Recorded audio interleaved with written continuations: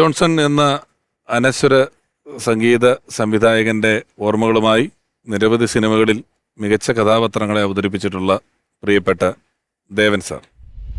Johnson മാഷെ പറ്റി ഓർക്കുമ്പോൾ ഞാൻ ആദ്യം ഓർക്കുന്നത് ജോൺസൺ മാഷ്, ഞാൻ ഈ ചെന്നൈയിൽ താമസിക്കുന്ന സമയത്ത് എൻ്റെ വീടിൻ്റെ അടുത്ത വീട്ടിലായിരുന്നു ജോൺസണും ഭാര്യയും മക്കളൊക്കെ ഉണ്ടായിരുന്നത്. അതാണ് എൻ്റെ ഓർമ്മ ആദ്യം വരുന്നത്. അപ്പോൾ എൻ്റെ മോളെ സ്കൂളിൽ വിടാനായിട്ട് ചില ദിവസങ്ങളിൽ ഞാൻ ജോൺസൻ്റെ അന്നൊരു സ്കൂട്ടർ ഉണ്ടായിരുന്നു, ആ സ്കൂട്ടറിലാണ് ഞാൻ കൊണ്ടുപോവുക എൻ്റെ മോളെ അങ്ങോട്ട്. അങ്ങനെ ഞങ്ങൾ വളരെയധികം, പിന്നെ നാട്ടുകാരനാണല്ലോ, ജോൺസണും ഞാനും തൃശ്ശൂർക്കാരാണ്.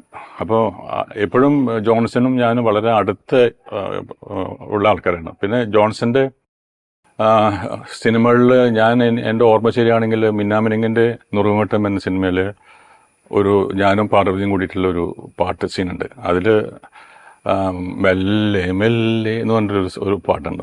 അത് ഇന്നും ഞാൻ എവിടെയെങ്കിലുമൊക്കെ പോയി കഴിഞ്ഞാൽ, മീറ്റിങ്ങിലോ ഫംഗ്ഷനൊക്കെ പോയി കഴിഞ്ഞാൽ ഇവർ അതിടും, ഞാൻ വരുമ്പോൾ ആ പാട്ടിടും.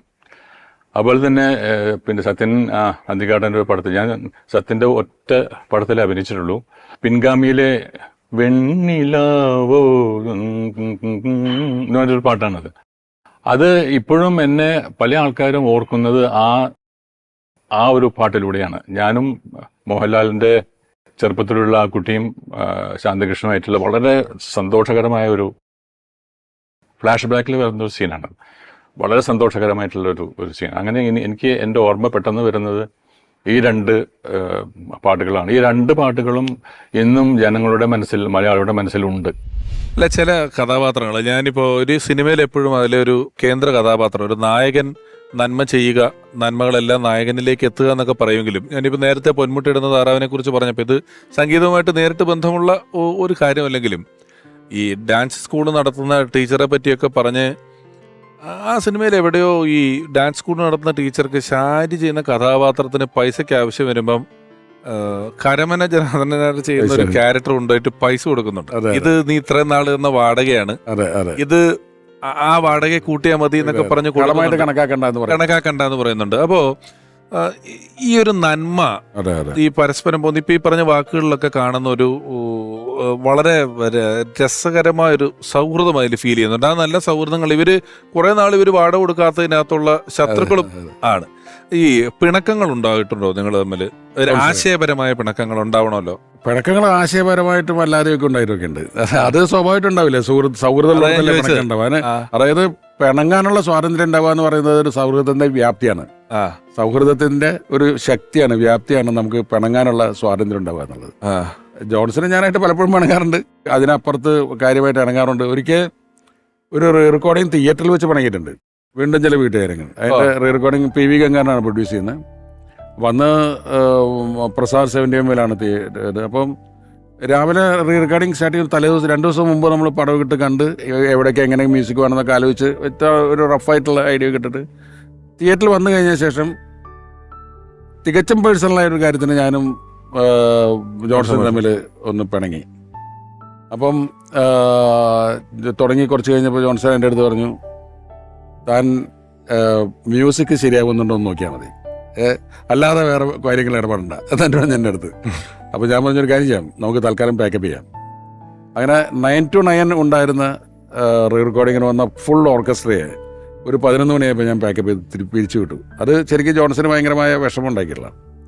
അങ്ങനെ പുള്ളി നേരെ വീട്ടിൽ പോയി, ഞാൻ വേറെ ആരെയും കൊണ്ടെങ്കിലും മ്യൂസിക് ചെയ്യിപ്പിക്കാമെന്ന് വിചാരിച്ചു. അത്രയും സീരിയസ് ആയിട്ടുള്ള വണക്കമായിരുന്നു. പക്ഷെ വേറൊരാളെയും എൻ്റെ മനസ്സിൽ വരുന്നില്ല, പ്രത്യേകിച്ചും ആ സിനിമ. അപ്പോൾ 2 ദിവസം കഴിഞ്ഞു. 3-ാമത്തെ ദിവസമായ സമയത്ത് ഞാൻ സേതു മണ്ണാർക്കാരനെ ജോൺസന്റെ വീട്ടിലേക്ക് വിട്ടു. പുള്ളിയാണ് പ്രൊഡക്ഷൻ എക്സിക്യൂട്ടീവ്.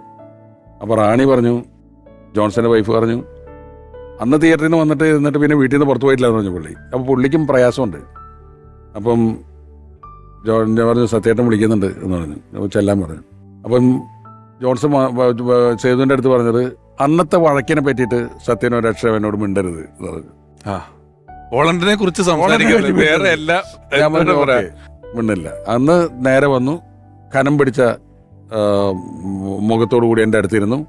പക്ഷെ എൻ്റെ മനസ്സിനെ കരയിപ്പിച്ച ഒരു സന്ദർഭമാണ് അപ്പോൾ ഉണ്ടായത് ആ റീലിൽ. അതായത് ഷൂട്ട് ചെയ്യുമ്പോൾ